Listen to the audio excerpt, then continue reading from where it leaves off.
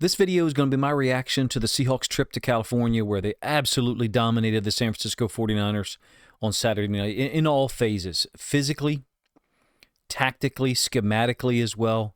On the offensive side and the defensive side, I'm omitting special teams from that opening statement here.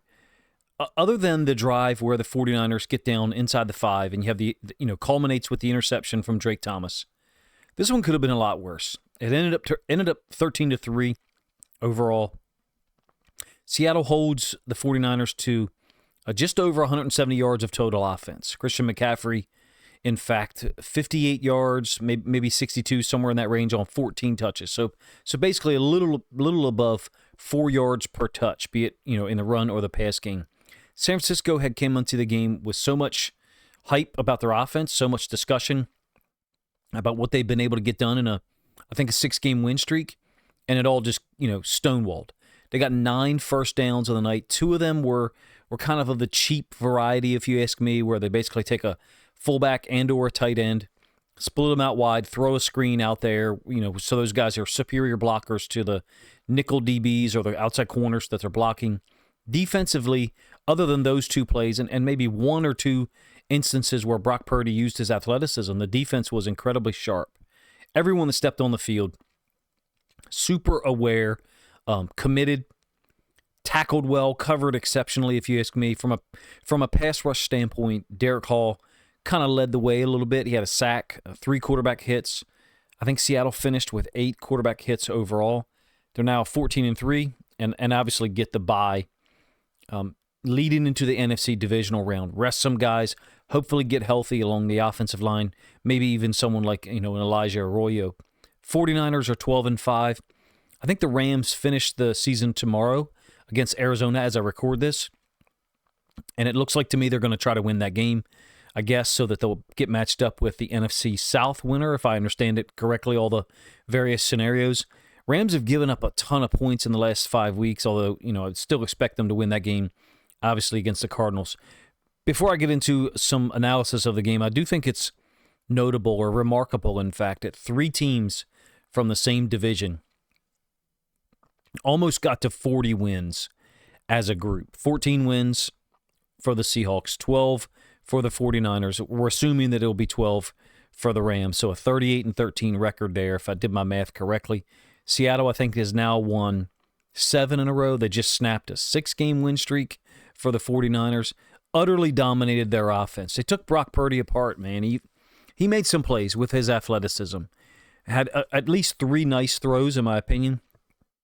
But in the second half, there's 3 play calls in the 3rd/4th quarter where I think you can kind of see Shanahan realizing, okay, we're not going to out-execute this Seahawks defense consistently, and I've got to use some somewhat anomalous plays to try to get things done.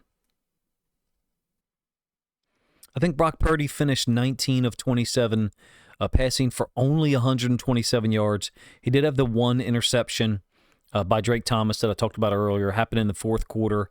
It's a pass to Christian McCaffrey. He clearly could have controlled. It's kind of on the back hip a little bit. But I think you really have to give credit to Boye Mafe. He played exceptionally violent and fast downhill on that particular play, the interception of Thomas. I think Boye Mafe gets a piece of it as Purdy is looking to get the ball out into the boundary. Like I said earlier, they hit Brock Purdy officially 8 times. 3 or 4 of them were extremely violent, mostly from 4-man rush schemes, which is what McDonald and Aiden Durday have relied on, mostly throughout 2025. There were a few 5-man rush schemes in there that generated pressure as well. I thought the coverage early on was spectacular. In particular, Reek Woolen.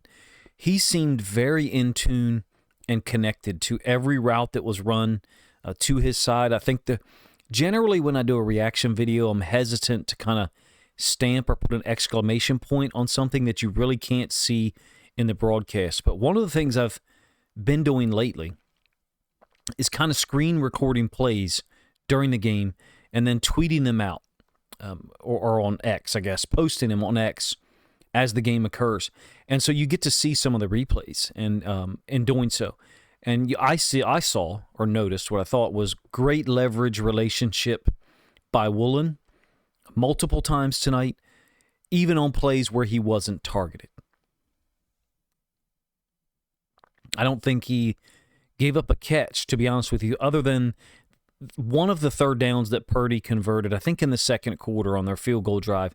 Maybe it's a 3rd and 10. Devin Witherspoon, to me, looks like he kind of blows a coverage. He's playing it like zone. Woolen is playing it like man and kind of ends up with 2 receivers out there in the flats to try to cover. Other guys on defense that were obviously impactful, Nick Manwari, he did finish with, I think, a game-high 7 tackles. Also showed his versatility. That dime look that they're putting out there with him at dime linebacker, Witherspoon to the nickel, to the field, and with Job and Woolen on the outside, that's a superb group that looked razor sharp against this 49ers offense, particularly their passing game on third downs. This game was very similar, if you ask me, to a Ravens trip to San Francisco to face the 49ers, I believe on a Monday night game. Perhaps it was Christmas night, 2023, where McDonald was the defensive play caller. Very similar with the way that they were able to shut down and take away pretty much everything that Purdy wanted to do on third downs with only utilizing a 4-man rush scheme throughout. Defense started the game with consecutive 3-and-outs. It really should have been 10-0 after 2 possessions and possibly even as much as like 17-3 at the half. I just don't think there's any reason to go for it on that first drive. I mean, the 4th down. You also had the missed long field goal by Myers in the first half, and then he followed that up, compounded it by a shocking miss where he hit the right upright on a shorter field goal in the fourth quarter. It didn't end up mattering necessarily. I think we do have to talk about the offensive line and the run game. That's clearly one of the bigger factors, right? I know that the 49ers had a lot of injuries on defense that was mentioned or covered leading up to the games. But schematically, what Clint Kubiak relied upon here and what they were successful with was very noticeable. And so what I mean is the outside zone or stretch concepts, but in particular lead outside zone. So the offensive line is running outside zone or stretch, and then you've got a fullback in front of the tailback. Whether it was Walker or Charbonnet, kind of didn't matter. I would say tonight on that concept, outside zone with a lead fullback, at least 7 yards per touch, probably more. Conversely, or on the other side of that coin, the downhill stuff, duo, pretty much directly down the midline, just wasn't nearly as effective. And in fact, there was a play call later in the game that really frustrated me from that standpoint because it was like, can't you guys see what's working or what the 49ers just can't stop? Kenneth Walker finishes with, I believe, 97 yards on the ground, only 16 carries to get that done. And then I think added another like 35 or 40 as a receiver, and including, I think, 2 screens. Charbonnet, of course, had the 27-yard touchdown that opened the scoring on Seattle's second drive of the night. He got to, I think, close to 100 yards of total offense overall as well. Seattle really only averaged 5.4 yards per play, so it's not like there was big plays throughout, but the run game was just generating 6, 8, 10 yards a pop at times. Sam Darnold was efficient and smart, 20 of 26. I think he did have a pair of really nice scrambles at various points during the game. Only had one time where a throw of his hit a defender in the hands, and of course that was the play-action boot to his left, where the throwing lane looks a little congested and it ends up being high to JSN, tipped, and then I think ends up in Renardo Green's hands, but he's only able to get 1 foot inbounds.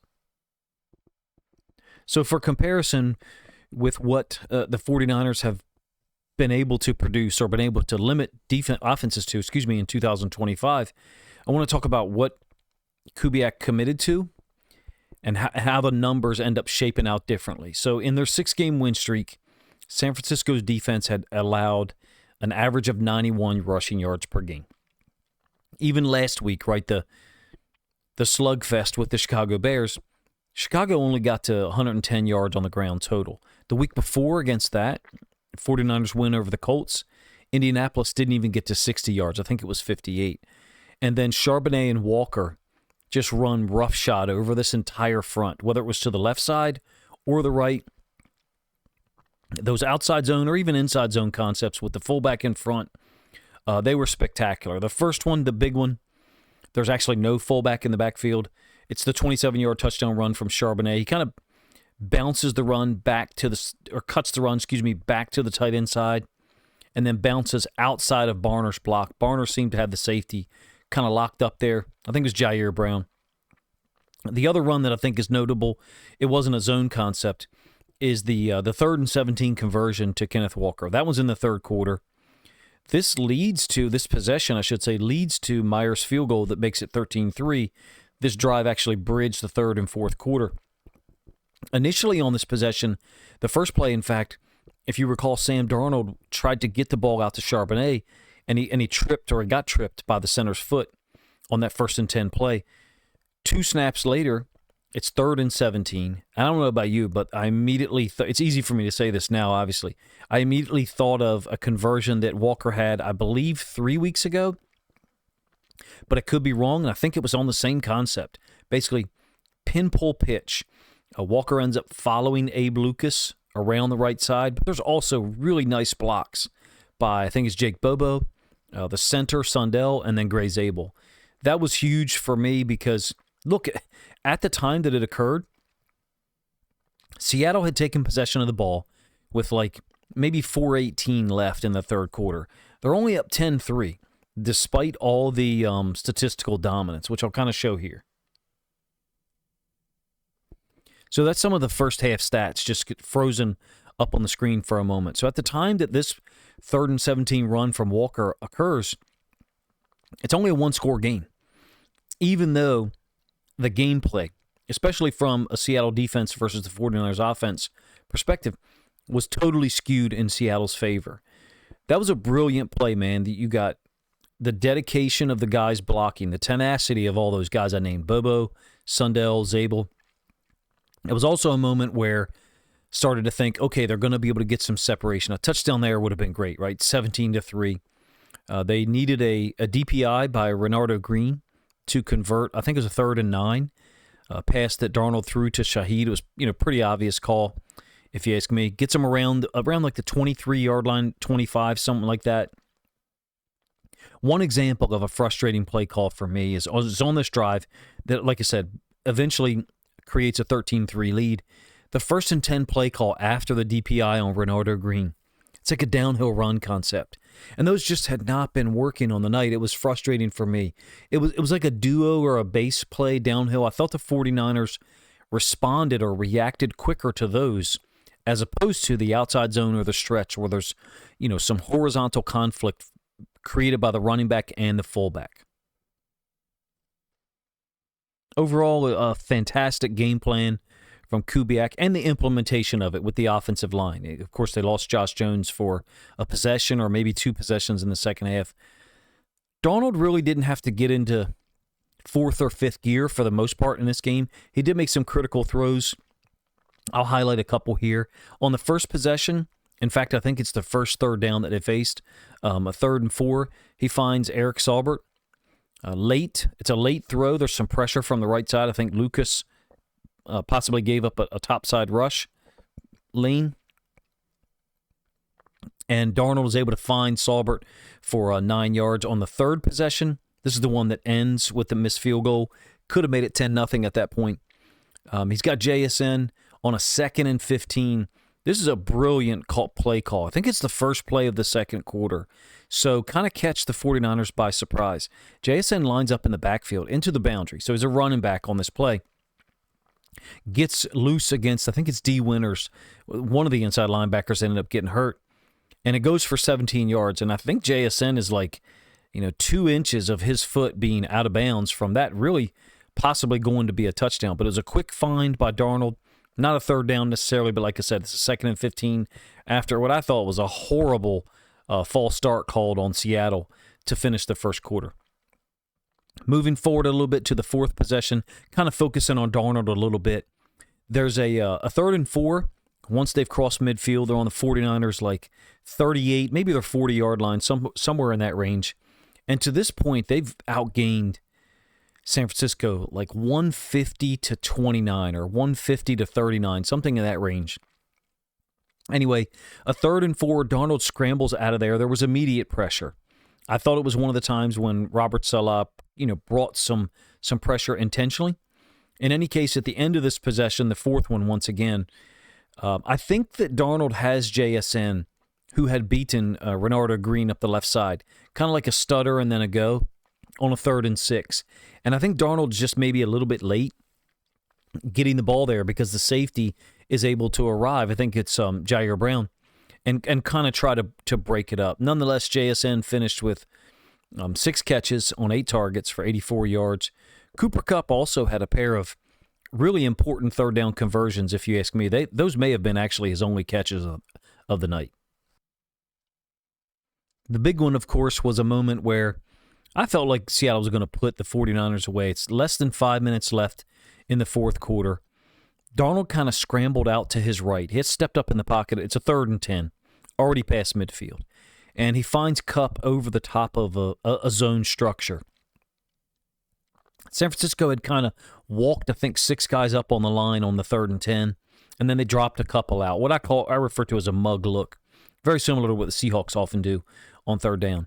In any case, a Kupp kind of sat down in the middle of the field, and then he moved over or shifted over the linebacker level as Darnold escaped the pocket. Ends up being a 24-yard gain, gets the ball down somewhere around the 13 or the 12. I thought that Seattle was going to finish it here. In that moment for Darnold, he was calm and reacted well, right? But unable to get a touchdown that would have really finished it off there. They did defensively still close things out. Finished with 3 sacks. I think Uchenna Nwosu got to his 7th sack of the year, which ends up being tied for the team lead, I think now with Leonard Williams and Byron Murphy. Hall had 1 sack. Like I mentioned earlier, Jarron Reed finished off Purdy in the second quarter as well. For the season now, Seattle finished with 47 sacks after 44 last year in McDonald's first season there. But what I do think is important to mention is that they rely on the 4-man rush scheme so much. They blitz such a small percentage of the time that 47 sacks should be understood within that context. So many other teams that are generating 50-plus sacks, or at least ahead of them, I should say, in the hierarchy for sacks as a team for the entirety of the season, those other teams are oftentimes using a more blitz-heavy approach. Mike McDonald and Aiden Durden, I don't want to say they're conservative, but they're not bringing a ton of added pressure in order to get this done, and that allows more coverage versatility post-snap. And I've phrased it this way for years, talking about Mike McDonald dating back to 2022, his first year as the DC in Baltimore. It forces quarterbacks to process things a little bit longer, since the looks that they're getting, they aren't that simple. To me, it seemed like there were less mug looks on 3rd down tonight. There were a few that were important, don't get me wrong. But it seemed like McDonald was less reliant on those mug looks to force the pass pro into a particular adjustment. Amanwari made some plays covering running backs and tight ends, I think on consecutive snaps. At some point in the first half, he covers Kittle and Christian McCaffrey on consecutive plays. And then, of course, he had a brutal hit on Purdy, in the second half, in the midsection, very similar to how Nwosu hit Stafford in Seattle's comeback win over the Rams a few weeks ago.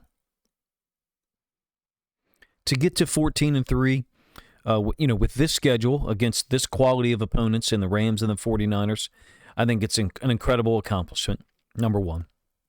Gives them a chance to get healthy leading into the playoffs. I will say, or I must say, not to ruin the vibes at all, but I hope that Kubiak isn't on this, interviewing carousel. Personally, I have seen that be detrimental to at least 2 different teams. I'm talking about 2019 for the Ravens, when Greg Roman and Wink Martindale both interviewed for multiple jobs. And at the time, I just remember thinking, they're not going to hire Greg Roman or Wink Martindale to be the head coach. I just felt like it was, I hate to put a conspiracy hat on, but I felt like it was a way to distract the preparation for the game. And, of course, the Ravens end up losing the divisional round. And last year for the Lions as well, Ben Johnson came into that game with the Commanders with one of the worst game plans I've ever seen him have. 2 incredibly confusing play calls happen from a Ben Johnson standpoint in the first half. I don't think that, Durde is a candidate at all, but Kubiak certainly will be. It's something to watch as the bye approaches. There'll be so many things to talk about from an NFL standpoint on Monday, right? The teams can't wait to fire someone and then hire someone as quickly as possible. You guys as Seahawks fans were, I don't want to say fortunate, but it's a unique situation. McDonald coached in the AFC Championship game in 2023, and then he signed with Seattle after the horrible loss that Baltimore had happened at the hands of the Chiefs. My point in bringing all of this up is there's a lot of people who probably think this Seahawks team is a year earlier in arrival. But for me, just based on observation, not what I thought leading into the year, what I thought leading into the year is that you'd be looking at a floor of 10 wins and a ceiling of 12 to 13, somewhere in that range, pending the schedule and health being, the biggest factors. But this defense is an absolute rock. It's one that can adjust throughout the course of a game. And then on the offensive side, superstars, of course, in JSN, right? Sam Darnold and Kubiak and the running backs, they're getting things accomplished with what we would consider timely contributions from Cooper Kupp. Rashid Shaheed has been clutch lately. A.J. Barner dealing with some health problems tonight, as well as in recent weeks. But he's been awesome, I think, in 2025. It'd be great to get Arroyo back in the playoffs. Torrey Horton apparently, it doesn't sound like he'll be back at all, but Shaheed really has stepped in and provided that playmaking, that deep threat, and then as a returner. I do think the NFC is going to be a war between this Seahawks team, the Rams, who haven't been playing well on defense here lately, the Eagles, who have a spectacular defense. Maybe the 49ers and Bears are a step below that group for various reasons, but they're still 2 very dangerous teams, if you ask me. I think if I saw the stat correctly on Twitter this evening, like I said, during the game, I have a second screen up, so I'm trying to live tweet or post and put plays up that I think are interesting. If I saw it correctly, Seahawks have won 10 consecutive home playoff games, and that's omitting or not counting a 2020 loss when there were, no fans in the stadium. Again, I may have, seen it incorrectly, but you're more than welcome to let me know in the comment section. I do know this. Seattle has the largest point differential in the NFL at the same time that they have the second lowest amount of points allowed. I think it's 292 now through 17 games. They're behind, only the Texans. Those 2 defenses really, to me, have separated themselves from the rest of the league. And that's kind of why I bring up, A, the coordinator's interviewing situation, and B, the perspective that some people have that the Seahawks have arrived 1 year early. First of all, the data, the stats, the number of wins against quality teams, their point differential, and the fact that now Seattle has home field advantage, I don't think they're a year ahead. I think they're literally right on schedule with the talent that's been drafted. And if you look at McDonald, his second year in Baltimore, how spectacular the defense was, that lines up perfectly with what has happened in Seattle so far. One of the things I like to do is read off or give some of my thoughts from the first half, which actually ends up kind of being a foretelling of what occurred tonight. The final 30 minutes of the game. San Francisco had the one sustained drive in the first half where they got a field goal, and then the one sustained drive in the second half that resulted in the interception. In both of those cases, they were kind of tricky or somewhat anomalous with at least a play or 2 on those drives. I thought in the first half it was obvious that the Seahawks were, A, the more physical team. They were also the team that had a better game plan, both on the offensive and the defensive side. The zone stuff gave San Francisco's defense trouble. Walker and Charbonnet, at that point through 30 minutes, they had 115 yards combined on the ground. Seahawks had 12 first downs to only 3 for the 49ers. Christian McCaffrey was totally shut down in the early going. First 2 possessions for San Francisco, 3 and out, 3 and out. Seahawks obviously had 2 chances to build a bigger lead. One of them, I think they ruined with the poor decision to go for it on the opening drive. It's the 4th and goal. It's a 12-play possession for Seattle. They get down to, I think, the 1 yard line. Maybe it's not the one. My apologies for that. In any case, they're sacked on a 1st and goal play action. That's tough for me. Again, I may be wrong that it was on the 1 yard line. Perhaps it was the 4. I might be wrong. But we do get the benefit of hindsight and knowing what we know now, right? The run game looks like it would have been a great choice there, right? But as it stands, you took a sack on the 1st and goal, eventually end up going for it on 4th and goal from the 4. For me, you need those points on the first possession, whether you have a dominant defense or not, and you absolutely do. You guys know that already. You don't need me to tell you. That, to me, was a moment that you could, well, not taking control, but just could have made the halftime differential look better rather than being just 10-3. The 4th possession wasn't the Seahawks' turn to make a poor decision or self-destruct. It was the refs. There's a 2nd and 4 run play to Walker, and I think they're down around the 22 or maybe the 18-yard line. And it's a weak side run concept. That's where Seattle and Kubiak really wanted to attack with the run game, the weak side. And when I say weak side, I mean away from the tight ends, but oftentimes to where San Francisco had a 1 technique or an A-gap defensive tackle and a 5 technique defensive end or edge defender. In this case, it's a 2nd and 4. They go 12 personnel, run to the weak side. Walker gets it. It's kind of a tough run. There's a hold called on Zabel. And I just didn't like the call. Now, the broadcast angle that was shown did not look like a hold to me, number one. Number two, the replay was from behind the defense. And if that's where the call came from, that's bothersome to me. I don't think it is. My suspicion is it had to be from behind the offense, and that would mean that Zabel's right arm, probably held or hooked him, which is fine. That's a moment where the Seahawks had to settle for a field goal to make it 10-3 with a little over 5 minutes left in the second quarter. I really felt like, at the time, if they get that first down, they're going to go in at score. It looked like, a possession where you're going to go in and score. In any case, settle for a field goal, like I said, 10-0. And then Purdy made a couple of athletic plays, really underrated on the 49ers' next possession. We're talking about late in the second quarter. First, he escaped a pressure from Boye Mafe on 3rd and 10. It's a four-man rush, and he finds Jennings for a first down. It's the same play that I talked about earlier where Witherspoon jams Jennings, and then Witherspoon plays it like it's zone.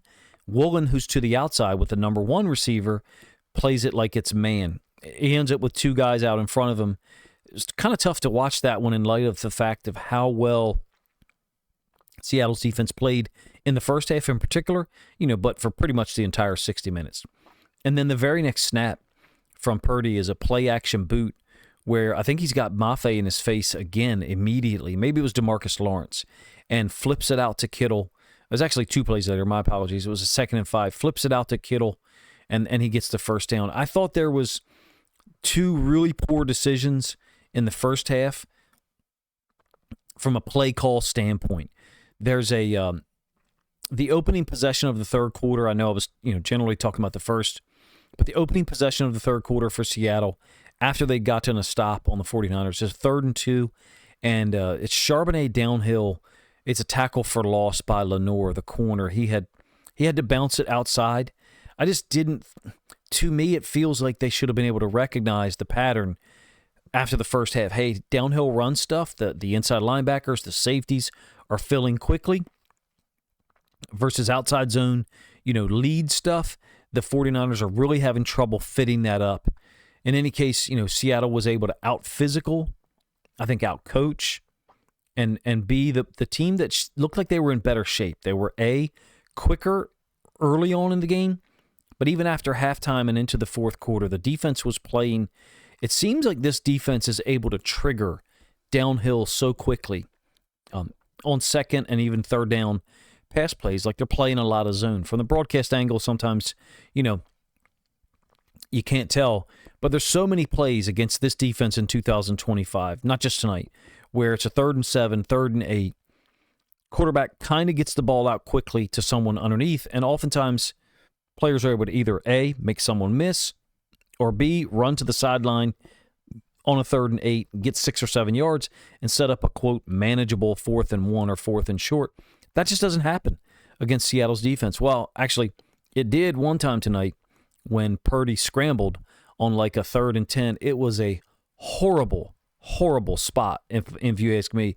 It should have been like almost a 4th and a very long 2, almost 3. Instead, it was a 4th and 1. If you recall, it's when Mike McDonald threw out the challenge flag and then chose or elected or told the officials that instead he wanted a timeout. I think they got the stop anyway, so it didn't necessarily matter, but it was a really, really poor spot by the refs. I thought that, the game flow for tonight was kind of established through the first 17 or 18 minutes, and the rest of the evening, the 49ers were trying to battle uphill, and you really just cannot do that against this Seattle defense. If you cannot keep the run-pass balance, I don't mean from a yards or a production standpoint, from a threat perspective. If Mike McDonald and the guys that they roll out there on defense can know that it's a pass play, 2 out of every 3 plays or 3 out of every 4, you're really in trouble and going to have difficulty generating consistent yards against these guys. It's a very unique group, fast, physical, but they play a nickel front that allows them to err on the side of coverage, and it's working out in a cumulative fashion against teams. It's a dynamic that I tried to describe a couple of years ago during McDonald's last season in Baltimore, 2023, and that's that quarterbacks over the course of a game seem to perform worse because they've been frozen by maybe a wider coverage umbrella than other teams can present. And I think that kind of goes back to, you can either start at the front with the pass rush and work your way backwards to the coverage, or you can do it the other way, however you want to describe it. I'll go front to back here, and that is because he's McDonald and Purdy, because they're able to blitz so infrequently but still get pressure, they can allocate more players for coverage and present a more versatile coverage umbrella.